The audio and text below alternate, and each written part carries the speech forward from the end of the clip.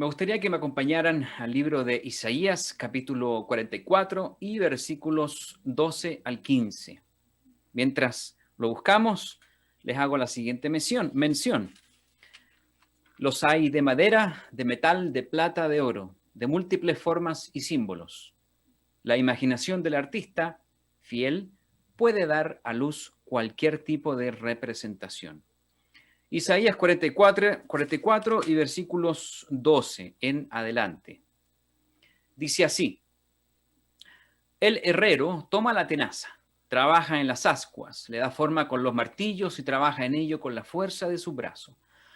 Luego tiene hambre y le faltan las fuerzas, no bebe agua y se desmaya. Versículo 13. El carpintero tiende la regla, lo señala con almagre, lo labra con los cepillos, le da figura con el compás. Lo hace en formas de varón, a semejanza de hombre hermoso, para tenerlo en casa. Corta cedros y toma ciprés y encina, todo tipo de maderas, que crecen entre los árboles del bosque. Planta pino, que se críe con la lluvia, el pino también. De él se sirve luego el hombre para quemar y toma de ellos para calentarse. Enciende también el horno y cuece panes. Además, hace un dios y lo adora. Fabrica un ídolo y se arrodilla delante de él. Hasta ahí. El tema de la idolatría en estos días es bastante candente y brilla como bronce al calor del desierto. Y hablando de bronce y desierto, si para Dios la idolatría es tan abominable, es una manera muy abominable para intentar adorarlo, que no está dentro de sus instrucciones, ¿cómo es que Dios mismo le mandó a Moisés construir serpientes de bronce en el desierto para que los hijos de Israel no murieran? El día de hoy vamos a hablar de la idolatría, un tema encallado profundamente en el corazón del hombre, para entonces comprender también la razón divina de la construcción de las serpientes en el desierto por Moisés, que son también un símbolo de Cristo. El título de hoy es Cristo y la idolatría. Cristo y la idolatría, para quienes les gusta escribir los títulos. Y me gustaría comenzar el desarrollo de este mensaje de la idolatría, la primera parte, citando el libro de Apocalipsis. El libro de Apocalipsis habla bastante de la idolatría. Vemos que la idolatría persiste aún cuando van a comenzar eventos en el mundo realmente impactantes, realmente fuertes. En el quinto sello, que es la gran tribulación, recuerden, están los 4 primeros sellos, los 4 jinetes del Apocalipsis. Luego está el quinto sello, que es la gran tribulación. Y luego viene el sexto sello, que son las señales en los cielos. Y aquí lo que sucede en este momento es que los reyes de la tierra, los grandes, los ricos, los capitanes y todo siervo y libre se esconderán en las cuevas porque van a querer esconderse ¿de quién? De quien está sentado sobre el trono. Hablamos de Dios el Padre. Y se van a querer esconder de la ira del Cordero. Eso lo pueden leer en Apocalipsis 6, del versículo 15 al 17. Noten en esta parte que la frase o lo que describe la escritura es que grandes y pequeños y todos ellos reconocen a estos dos seres, a Dios el Padre y el Cordero. En el orden de los acontecimientos de estos 7 o 3 7, que son 7 sellos, 7 trompetas y 7 plagas, que también se le llaman copas, vemos un poco más adelante que luego del sexto sello se abren las 7 trompetas. 7 sellos, 7 trompetas y 7 copas o plagas. Luego del sexto sello se abren 7 trompetas. En la quinta trompeta, que son las aflicciones humanas, vemos estos ejércitos, estas hordes de langostas que van a atormentar a los hombres por 5 meses. Dice estamos solamente recordando lo que sucede aquí, después lo pueden estudiar. Dice que los hombres buscarán la muerte y no la hallarán, ansiarán morir, pero la muerte huirá de ellos. Esta trompeta también se conoce como el primer ay. Esto está en Apocalipsis 9, del 5 al 6. Y aquí sí me gustaría que leyéramos la siguiente parte sobre el segundo ay, o también la sexta trompeta, que es la destrucción militar y estos 200 millones de soldados que Juan escuchó su nombre. Vamos a Apocalipsis 9, por favor, si me acompañan. A Apocalipsis capítulo 9 y versículos 20 al 21.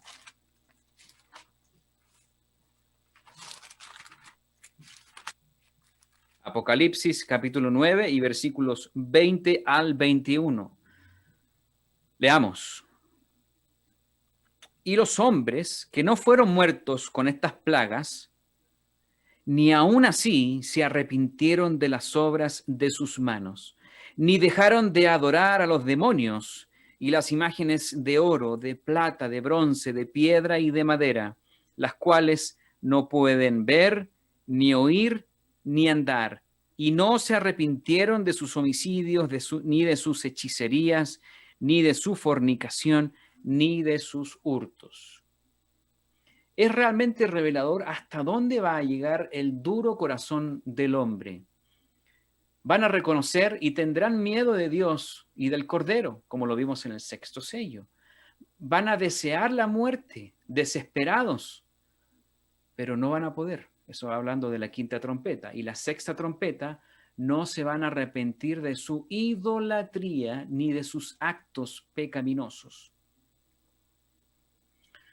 Este escenario profético nos ayuda a poner en perspectiva lo lastrosa que es la idolatría. La misma que vemos todos los años en muchas festividades sincréticas que fueron absorbidas por el Imperio Romano y que fueron disfrazadas como cristianas siglos después de que el Hijo de Dios fundara su iglesia con los apóstoles. Dios, vemos y hemos visto que ha sido muy insistente con su pueblo para que no se mezclara con las creencias de los otros pueblos paganos a su alrededor. La iglesia primitiva jamás se mezcló con estas festividades.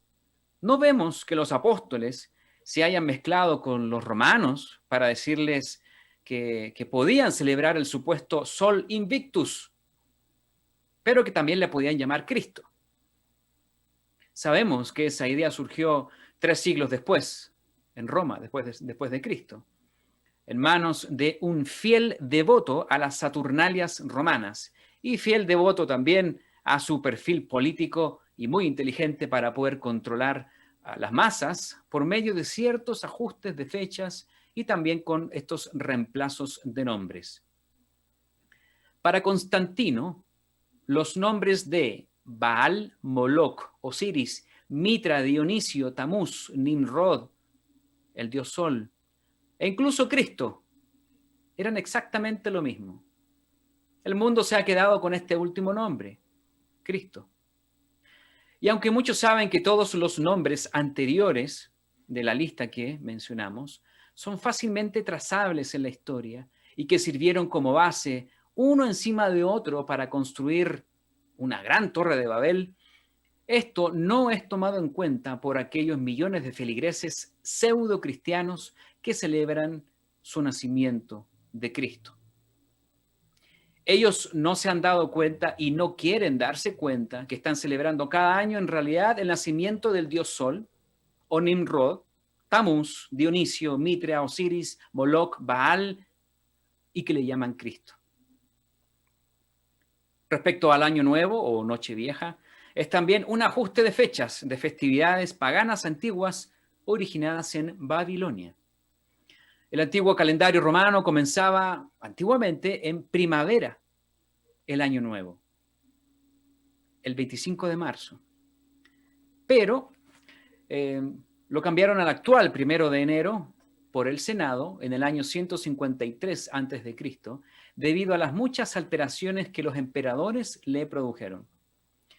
Una vez que Roma se cristianizó más adelante, en el siglo IV, la festividad del Año Nuevo continuó como una práctica pagana. Y entonces fue cuando la iglesia oficial, en un esfuerzo para rivalizar con esta corriente pagana, inventó lo que se llama la circuncisión del Señor. 8 días después de la Navidad o de la Saturnalia. Navidad y Año Nuevo son realmente fiestas paganas bien hermanas en su origen e historia y no tienen nada que ver con un verdadero cristiano moderno que se dice ser seguidor de Cristo. En Navidad dicen adorar a Cristo y ni siquiera hablan del Dios el Padre, sino de la aberrante adoración a una supuesta Virgen María o Astarte o Semíramis, y sigue la lista hacia atrás. Y ponen un niño también, un bebé ahí para adorarlo. Y en Año Nuevo se intenta renovar espiritualmente a la persona con esperanzas de un buen año, bajo ciertos ritos bastante ridículos que no garantizan absolutamente nada.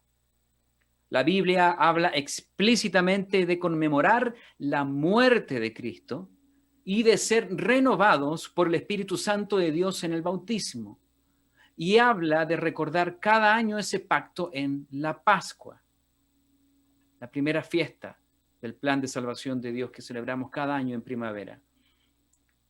Si quiere tener un año abundante, guarde los mandamientos de Dios. ¿Qué es esto de Navidad y Año Nuevo? ¿Qué es esto de Navidad y Año Nuevo? Es la manera humana, la alternativa de celebrar a Dios y de buscar ser renovados. Es una alternativa que el hombre ha querido buscar para celebrar a Dios y para ser renovados, para tener un año abundante. Es pura y llana idolatría. Todos los elementos circundantes que vemos en estos días manifiestan un grado de idolatría, al mismo tiempo de muchísima superstición. Vamos a Romanos 1:25. Yo sé que es un versículo que se lee mucho, pero necesitamos aquí hacer hincapié en esta parte, por la segunda parte que vamos a estudiar. 1:25 solamente, podemos leer todo el capítulo, que hace todo un desarrollo Pablo a los romanos, pero en el versículo 25 dice, ya que cambiaron la verdad de Dios por la mentira. Fíjense el cambio que hay aquí. Verdad por mentira. Honrando y dando culto a las criaturas antes que al Creador, el cual es bendito por los siglos. Amén. No hay vuelta que darle a esto de la Navidad y del Año Nuevo. Es una alternativa, es un cambio que el ser humano ha fabricado. La idolatría es una alternativa, es el reemplazo de la verdad, es poner una cosa en vez de Dios. Y nuestro Dios es un Dios celoso que nos pide obediencia. Así demostramos el amor hacia Él. Le desagrada enormemente la idolatría. La idolatría es pecado de rebelión y de obstinación. Recuerden lo que le pasó a Saúl cuando viene Samuel y le viene a tirar las orejas. Se los leo. Dice, y Samuel dijo, en 1 Samuel 15, 22 al 23, ¿se complace el Eterno tanto en los holocaustos y víctimas como en que se obedezca a las palabras de Dios? Ciertamente el obedecer es mejor que los sacrificios y el prestar atención que la grosura de los carneros. 23. Porque como pecado de adivinación es la rebelión y como ídolos e idolatría la obstinación. Por cuanto tú desechaste la palabra del Eterno, Él también te ha desechado para que no seas rey. Y podemos darle muchas vueltas a esto de la idolatría. Nosotros en la iglesia obedecemos a Dios, no participamos en nada que tenga que ver con las festividades paganas, tradiciones de hombres, tal como la Navidad y el Año Nuevo, y nos encontramos justamente en la mitad. Y ya vendrán las otras de Reyes Magos y etcétera, etcétera, etcétera. Deuteronomio 5, 8, 10, ya como para ir finalizando esta primera parte, que yo sé que muchos sabemos, conocemos, respetamos, estudiamos, pero hay que darle un refuerzo a esto algunas veces, porque puede ser muy entre comillas, mágico lo que sucede alrededor con estas fiestas paganas. Deuteronomio 5, 8 al 10. Deuteronomio 5 y del 8 al 10.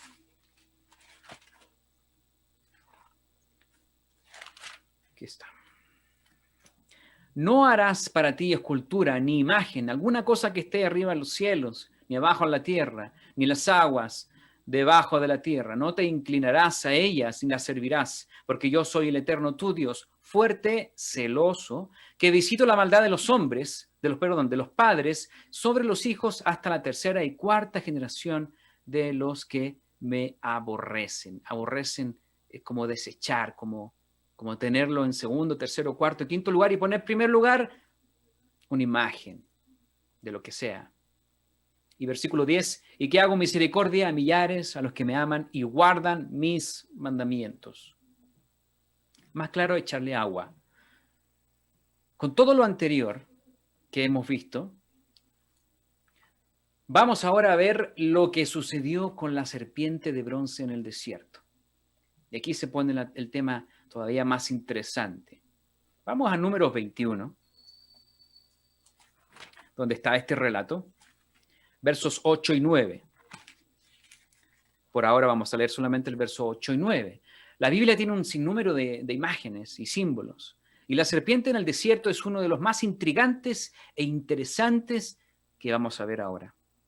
Números capítulo 21 y versículos 8 al 9. 8 al 9.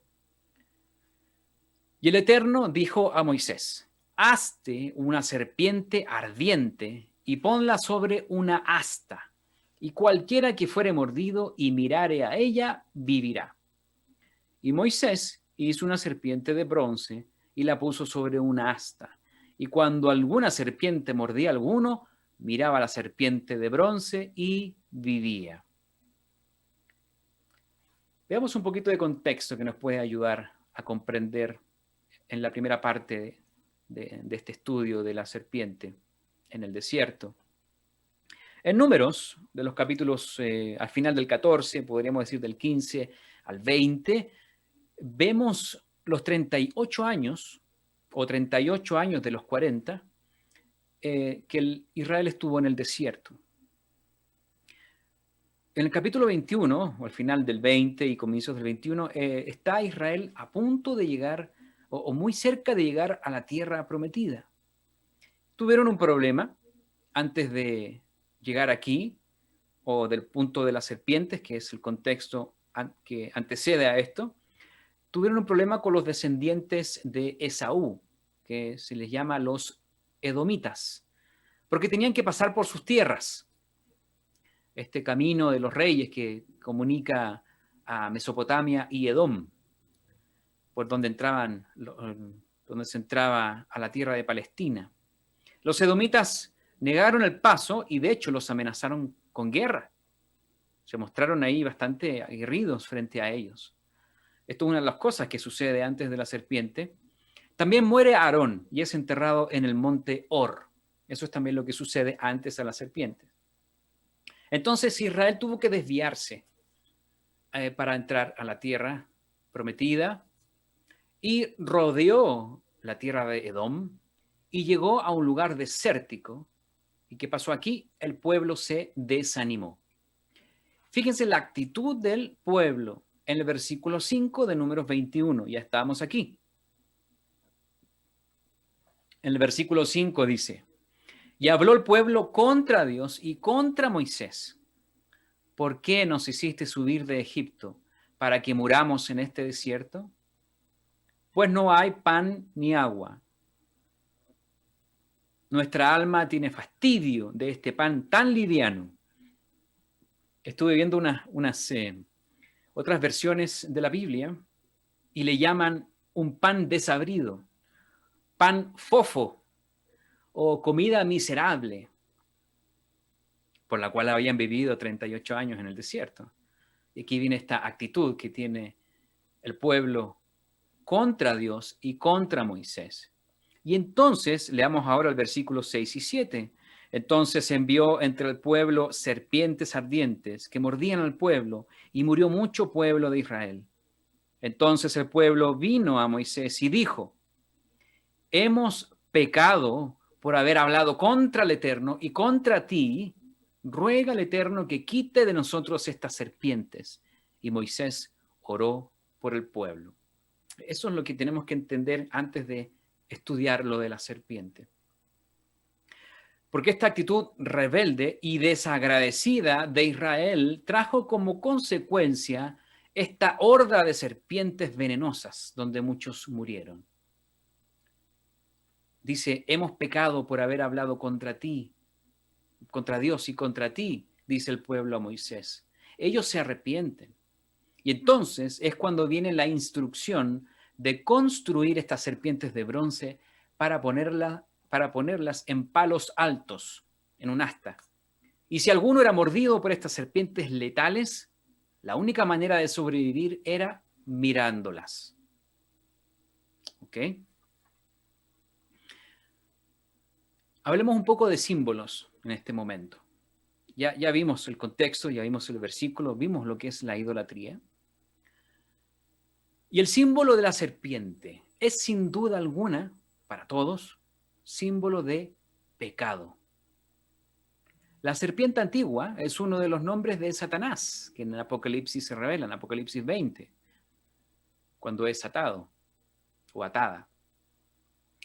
Y la serpiente antigua fue la que se manifestó como una serpiente en el huerto para engañar al hombre, introduciendo así la mentira, el engaño, el pecado, la muerte en el hombre. Pero el símbolo de la serpiente de bronce en el desierto no es tan directo como parece, y se necesita tener una mente abierta para comprenderlo. Y espero que lo logremos en lo que queda de mensaje. Porque el mismo apóstol Juan, inspirado por Dios, habló de este símbolo, pero no habló de Satanás. Acompáñeme a Juan capítulo 3, al Evangelio de Juan, capítulo 3 y versículos 14 al 15. Pueden hacer una conexión ahí en sus Biblias sobre lo que fue en Números 21 y ahora en Juan 3, 14, 15. Dice así: y como Moisés levantó la serpiente en el desierto, ahí está el evento de la serpiente en el desierto, y luego continúa: así es necesario que el Hijo del Hombre sea levantado, para que todo aquel que en él cree no se pierda, mas tenga vida eterna. Estamos hablando aquí de la situación de Jesús y Nicodemo y todo esto de nacer de nuevo, que es un tema que ya hemos tocado, pero aquí se pone este tema de Juan en el versículo 14 y 15. Claro está que vemos el símbolo de la serpiente como un símbolo satánico, como dijimos. Entonces, ¿cómo puede este símbolo satánico también representar a Cristo?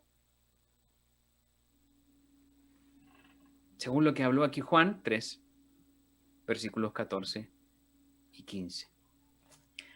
El apóstol Amado escribió el evangelio que lleva su nombre más de 50 años después de que ocurriera el sacrificio y la resurrección de Cristo. Y registró aquí, las Biblias que tienen letras en rojo es cuando Cristo habla y es registrado por alguna de las personas, mayoritariamente los evangelios. En Hechos también hay por ahí un par de cosas en rojo que son las palabras de Jesús que el Espíritu Santo les dio a recordar a los apóstoles para que quedaran para nosotros. El apóstol Juan escribió esto después. El significado de esto, o de la resurrección, o de la muerte y la resurrección de Cristo, ya estaba bastante madurado en Juan. Y nos presenta este vínculo fascinante entre la serpiente en el desierto que levantó Moisés por orden divina, no fue idea de Moisés, y la mismísima figura de Cristo.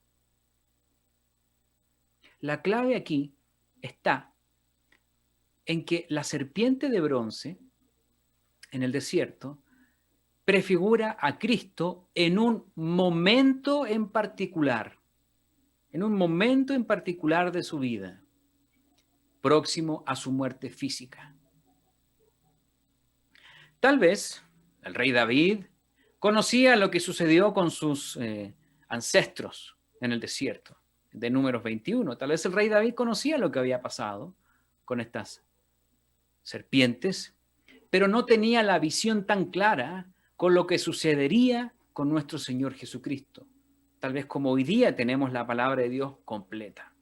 Acompáñeme a Salmos, capítulo 22, porque aquí ya empezamos a echar la raíz doctrinal o el entendimiento más maduro de esto de Números 21. En Salmos, capítulo 22, por eso comentamos al principio, ¿en qué tenemos que estar pensando ahora que quedan 92 días para Pascua? Salmos 22 y solamente el versículo 1. Solamente el versículo 1. Dios mío, ¿por qué me has desamparado? ¿Por qué estás tan lejos de mi salvación y de las palabras de mi clamor? El rey David, por haber pecado, estuvo lejos de Dios. Porque ¿qué es lo que nos separa de Dios? Nuestras transgresiones, como menciona Isaías 59, específicamente en el versículo 2. El rey David experimentó una amarga soledad, tal vez la peor de las soledades que alguien pudiera sentir, cuando Dios se aleja de nosotros.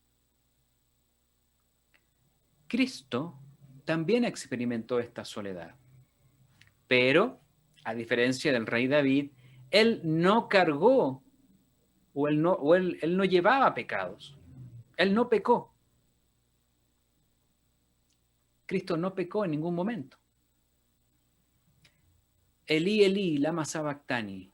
Esto es, Dios mío, ¿por qué me has desamparado? Mateo 27 y 46 registra el arameo y su traducción.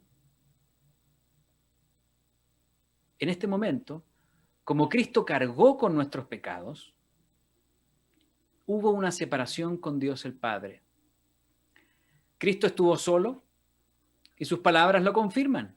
Dios mío, ¿por qué me has desamparado? Me siento solo. Por primera vez, los seres que siempre habían estado juntos en amor, desde la eternidad hasta este punto en la historia, se separaron. Qué dolor tan inmenso para la familia de Dios. ¿Se imagina usted separarse un momento de sus hijos, habiendo siempre estado con ellos? Incluso nosotros, cuando somos hijos y nos separamos de nuestros padres, es un dolor para nuestros padres. Todavía no tengo hijos tan grandes, pero evidentemente será un dolor difícil de madurar. Y aquí vemos que fue una separación. Y esta separación, por amor a nosotros, es realmente fascinante. Porque fue por nosotros, como dice Juan 3:16, por amor.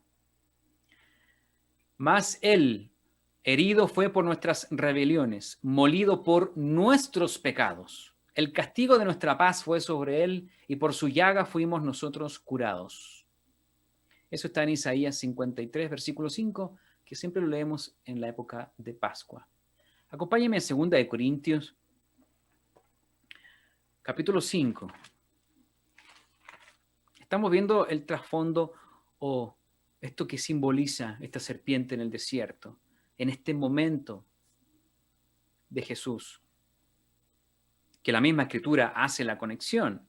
En 2 Corintios, capítulo 5 y solamente el versículo 21, hay muchas otras escrituras de esto, creo que podemos encontrar gran variedad de ellas, pero estamos solamente hablando de las principales. 2 Corintios capítulo 5, versículo 21, al que no conoció pecado, Cristo nunca pecó, dice, por nosotros lo hizo pecado, para que nosotros fuésemos hechos justicia de Dios en él. Cristo cargó con nuestros pecados. Y el pecado y su instigador son representados por una serpiente. En ese momento del Calvario, Cristo estaba sobre un palo, agonizando, cargando con todos nuestros pecados de toda la humanidad, sintiendo la soledad más profunda que alguien pueda sentir.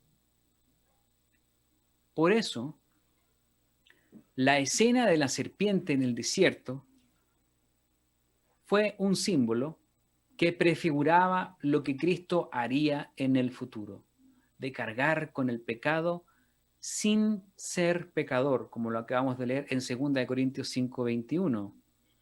O podríamos decir, para que se entienda un poco más, de ser por un momento una especie de serpiente, por lo que representa. No me malentienda. Porque Cristo no era ninguna serpiente en absoluto, pero era el momento que representaba eso, porque cargó nuestros pecados.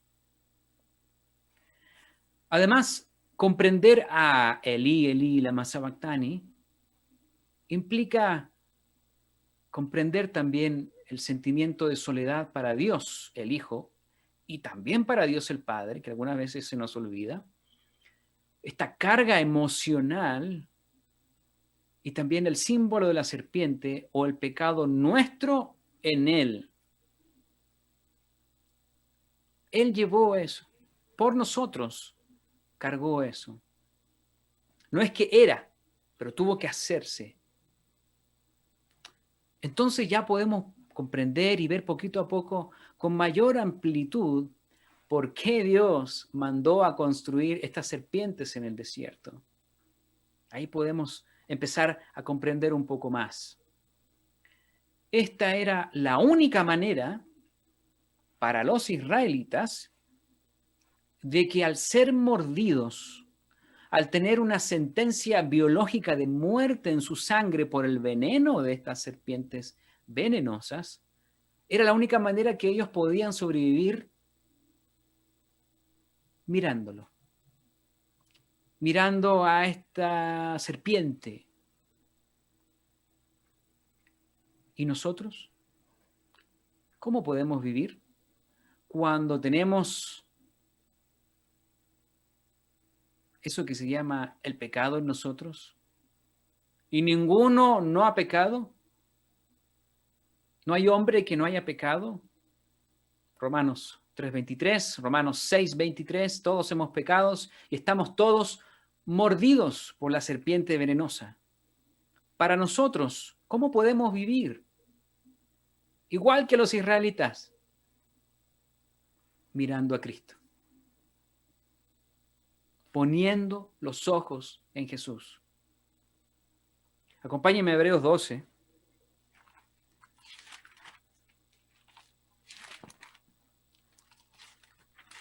Hebreos capítulo 12, los primeros 3 versículos.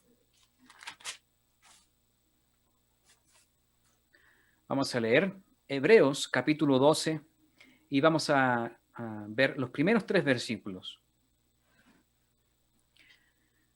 Dice así, ¿ya están ahí? Por tanto, nosotros, también teniendo en derredor nuestro tan grande nube de testigos, despojémonos de todo peso y del pecado que nos asedia, de este veneno de serpientes que nos asedia, y corramos con paciencia la carrera que tenemos por delante. ¿Dónde iban a llegar los israelitas? A la tierra prometida, y faltaba tan poco para llegar. Y versículo 2. Puestos los ojos en Jesús, el autor y consumador de la fe, el cual, por el gozo puesto delante de él, sufrió la cruz, menospreciando el oprobio, y se sentó a la diestra del trono de Dios. Versículo 3. Considerad a aquel que sufrió tal contradicción de pecadores contra sí mismo. Fíjense, alguna vez ese análisis que uno hace sobre la serpiente y todo eso, ahí está todavía más explícito. Considerad a aquel que sufrió tal contradicción de pecadores contra sí mismo, para que vuestro ánimo no se canse hasta desmayar. Estos versículos son realmente alentadores. Complementan todo el estudio de Israel físico y nos ayudan a nosotros a tener entonces los ojos puestos en Jesús para adquirir la vida eterna, la vida espiritual eterna. Y ese es el ejemplo que nos entrega el pueblo de Israel. Como dice 1 Corintios 10, por algo se escribió todo eso, no porque era solamente historia. Hay mucho que aprender de la historia. O si no, estamos expuestos a repetir los mismos errores si no conocemos la historia. En este caso, la historia bíblica. Como conclusión, ya a este mensaje que hemos hablado el día de hoy, postulamos y presentamos todo lo que es la idolatría o gran parte de ello. Estamos en medio de la idolatría. Estamos entre estas dos fechas, las más importantes para la comunidad cristiana, Navidad y Año Nuevo. Dejamos claro que nosotros no formamos parte de nada de esto. No quiero que nos acerquemos a estas festividades, ni en físico, ni en virtual, en ningún tipo de manifestación, porque eso es lo que Dios nos manda. Eso es lo que nosotros debemos escuchar de parte de nuestro Dios. Y lo que vimos en la segunda parte fue esto de la serpiente en el desierto. Estamos seguros que esto no fue idolatría. Como algunas veces algunas personas dicen, yo adoro una cruz, yo adoro un árbol, yo adoro una imagen, igual que Israel y la serpiente en el desierto. Esa persona no entiende lo que hoy día nosotros hemos desarrollado por la misericordia de Dios. Para los israelitas, el hecho de levantar una serpiente fue un acto de vida o de muerte. Si no se levantaba esa serpiente, se morían por esa mordedura. Y esto prefiguró lo que Cristo hizo por nosotros: cargar con nuestros pecados, separarse de Dios el Padre y morir y resucitar y darnos esa vida eterna. Y este hecho es hoy para nosotros también un acto de vida o de muerte. En el desierto, aquí no hubo una veneración, no se arrodillaron frente a la serpiente, no la adoraron, no encendieron inciensos, no ofrecieron sacrificios, no hubo libaciones, no derramaron aceite, ningún tipo de líquido, no hubo oraciones, no hubo comidas, no hubo guirnaldas, no hubo regalos, no hubo nada brillante, nada de eso. La maldición de su muerte en su sangre era sanada al poner sus ojos en la figura de esta serpiente de bronce. No fue una idolatría. Esto no se acerca ni en lo más mínimo en lo que el hombre con sus ideas tan terrenales y paganas ha buscado para representar a Cristo, al Verbo, al Logos, a Dios, por medio del cual se ha hecho todo lo que vemos a nuestro alrededor. Hoy día lo pintan, lo hacen de madera, de plástico, de lo que encuentren, en forma de bebé. Qué burdo, qué absurdo, qué simplón y qué humano y qué cosa más idólatra es la que vemos por todas partes cada vez que se acerca el fin de año civil. No caigamos en el pensamiento humano, en ese corazón perverso que nos hace imaginar todo este tipo de ideas. No caigamos en ese pensamiento humano y tan estrecho que cayeron los israelitas. Y como ejemplo debemos tomar nosotros para no seguir. ¿Saben por cuánto tiempo, lamentablemente, los israelitas mantuvieron la serpiente entre ellos? No fue 2 años cuando llegaron a la tierra prometida. No fueron 10 años. Fue casi un milenio. Fueron 800 años que mantuvieron esta imagen de la serpiente en el desierto. Obviamente no era la idea de Dios, pero el ser humano aquí también cayó en la idolatría, lamentablemente, y fue objeto de culto y de idolatría esta serpiente. Ese fue otro tema. Eso es lo que el pueblo hizo, pero no fue lo que Dios les instruyó. Y creo que tenemos muy claro qué fue lo que Dios les instruyó. Al final el rey Ezequías, un rey bueno y justo, destruyó todas estas esculturas. Pueden leerlo en la historia después como estudio personal. Y ya vimos que en Apocalipsis, cuando comenzamos al comienzo de este estudio, vimos que en Apocalipsis la idolatría se va a mantener prácticamente hasta que venga Cristo. Se va a mantener hasta el último momento. Y la idolatría es un grave pecado de rebelión, de obstinación, como lo leímos en Samuel. No caigamos en ella. Comprendamos los misteriosos y maravillosos, comprendamos los misterios y las maravillas de Dios que nos ha revelado a nosotros en estos tiempos, que son los tiempos postreros. Mantengámonos alejados de la idolatría. Mantengamos nuestra mirada en Cristo. ¿Se acuerdan por qué Pedro se hundió en el agua? ¿Dónde comenzó a mirar Pedro? A su alrededor. Ya no tenía los ojos en Jesús, hombre de poca fe. Mantener los ojos en Cristo nos va a ayudar a poder caminar sobre las aguas y nos va a alejar incluso de la idolatría. Mantengamos nuestra mirada en Cristo reconociéndolo, sabiendo lo que hizo por nosotros, algo realmente maravilloso, y también pidiendo que pronto venga por segunda vez a la tierra. Que así sea. Buenas tardes a todos.